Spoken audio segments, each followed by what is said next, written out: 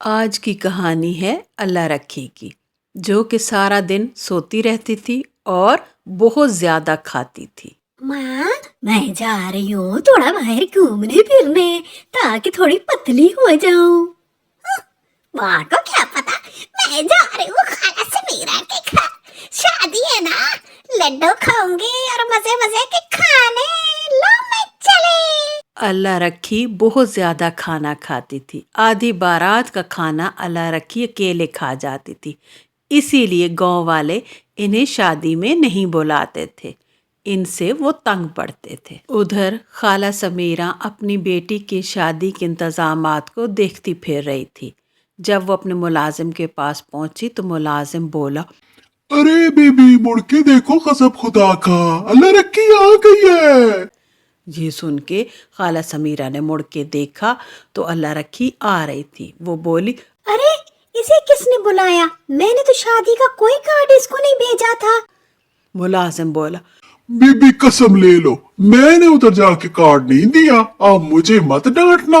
دونوں باہر کو بھاگے۔ اللہ رکھی پہنچ چکی تھی۔ اللہ رکھی آتے ہی بولی، ارے خالہ، تم مجھے بلانا بھول گئی تھی، مجھے پتا ہے، پھر مجھے تو آنا ہی تھا نا، مونا میری دوست جو ٹھہری۔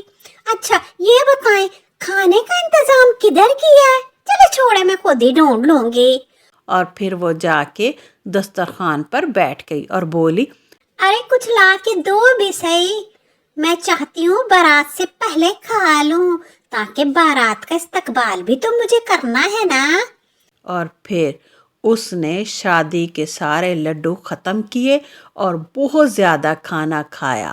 کھانے کے بعد اللہ رکھی تو رفو چکر ہو گئی اور پیچھے بیچاری خالہ سمیرہ پیٹتی رہ گئی۔ اب اللہ رکھی کو کوسنے کے علاوہ اس کے پاس چارہ ہی کیا تھا۔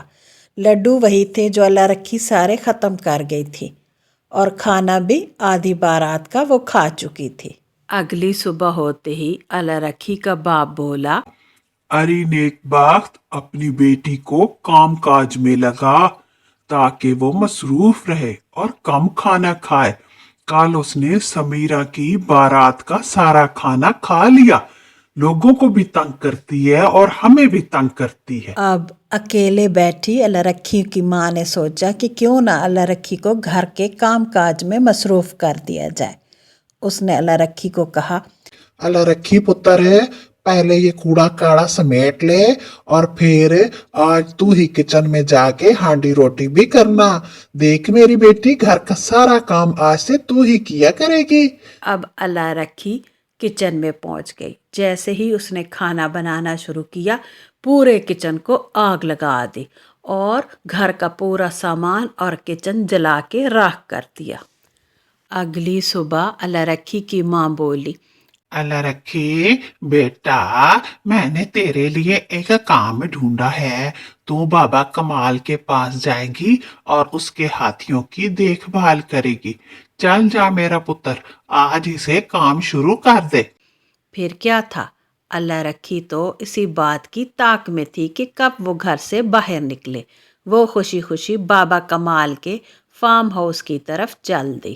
او اللہ رکھی پتر، تو ہاتھیوں کا خیال رکھنا، انہیں کھانا کھلانا، پانی پلانا، یہی ہے تیری نوکری۔ اچھی تنخواہ دوں گا اور کھانا بھی دوں گا۔ چل پتر کام پہ لگ جا، اب میں جا رہا ہوں بازار کو، شام کو ہی لوٹوں گا۔ اور پھر کمال بابا وہاں سے چلے گئے۔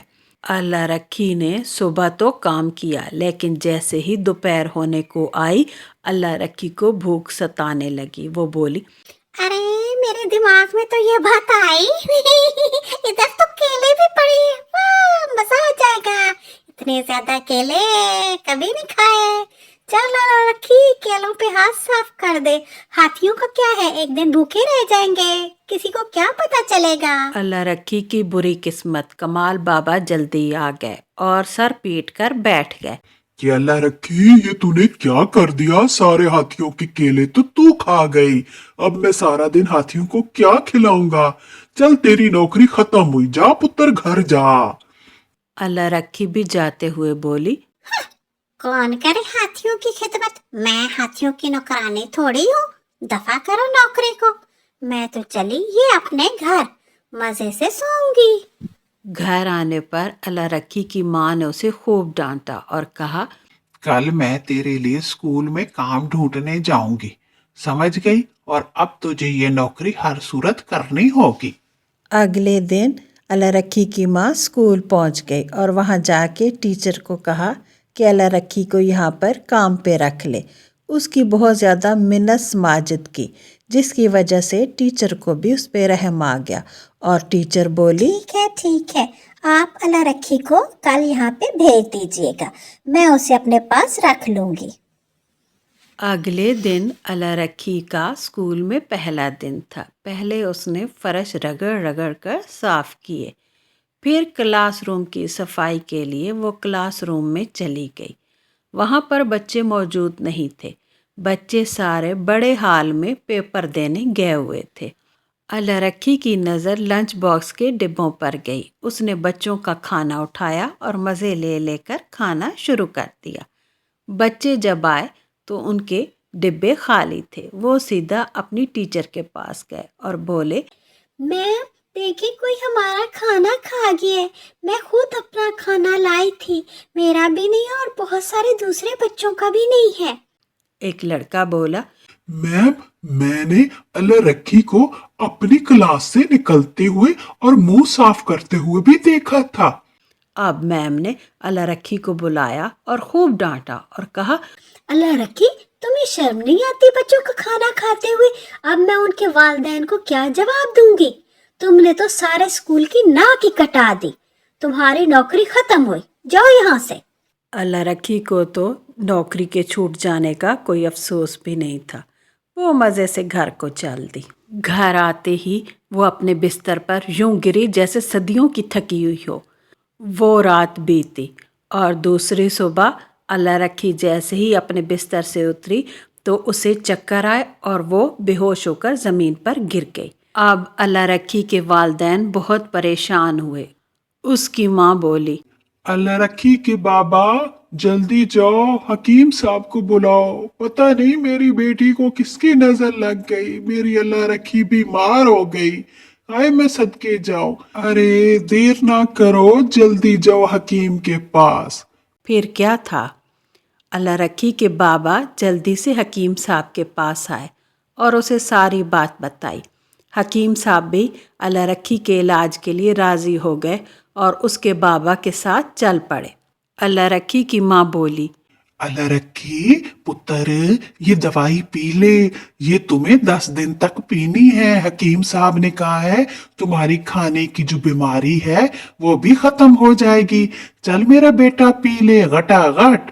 और फिर क्या था, अल्लाह रखी ने दिन रात 10 दिन तक वो दवाई पीती गई। फिर 10वें दिन की सुबह हकीम साहब आए और बोले, आज अल्लाह रखी का इम्तिहान है। मैं देखना चाहता हूँ कि अल्लाह रखी पर दवाओं का कितना असर हुआ है। आज मैं से एक शादी पर लेकर जाऊंगा, देखता हूँ क्या अल्लाह रखी फिर वैसे ही खाती है या मेरी दवा असर दिखाती है। मुझे यकीन है मेरी दवा जरूर असर दिखाएगी। और फिर हकीम साहब अल्लाह रखी को लेकर एक शादी में पहुंचे, मगर अल्लाह रखी उनकी नज़र बचाकर वहां से गायब हो गई। और अल्लाह रखी बोली, हाय अल्लाह, इतना बड़ा घर है, मुझे तो खाने का इंतजाम कहाँ हुआ है, वो जगह ही नहीं मिल रही। उफला उफला। और फिर अल्लाह रखी को दस्तरखान नज़र आ ही गया। जल्दी से बैठ गई और बोली, अरे जो कुछ पका है जल्दी लो, मैं भी तो आपकी मेहमान हूँ ना, क्या मुझे भूखा भेजोगे? ये सब कुछ अल्लाह रखी का बाप और हकीम साहब देख रहे थे। हकीम साहब बोले, देखना मेरी दवा ने जरूर असर किया होगा। अल्लाह रखी बहुत कम खाएगी, देख लेना तुम। मगर अल्लाह रखी ने तो हकीम साहब की दवाई को भी फेल कर दिया। वो खाने पर ऐसे टूटी जैसे कोई सदियों की भूखी हो और इतना ढेर सारा खाना मंगवाया और खाया कि दोनों हकीम साहब और उसका बाप हैरान रह गए। हकीम साहब बोले, काश मैं इस शादी में अल्लाह रखी को ना ही लाता, मुझे तो बड़ी शर्मिंदगी हो रही है। उसका बाप भी बहुत परेशान नजर आ रहा था। अल्लाह रखी वहां से खाना खा के निकल खड़ी हुई और बोली, मुझे पता था हकीम साहब मेरा इम्तिहान लेने के लिए मुझे किसी बड़ी शादी में लेके जाएंगे। मैंने भी 10 दिन तक बड़ी शादी में आने की पूरी तैयारी की थी, खूब पेट भर के खाया। आपको ये स्टोरी कैसी लगी ज़रूर बताइएगा और प्लीज़ मेरी वीडियो को लाइक किया करें। Thank you. अल्लाह हाफिज़।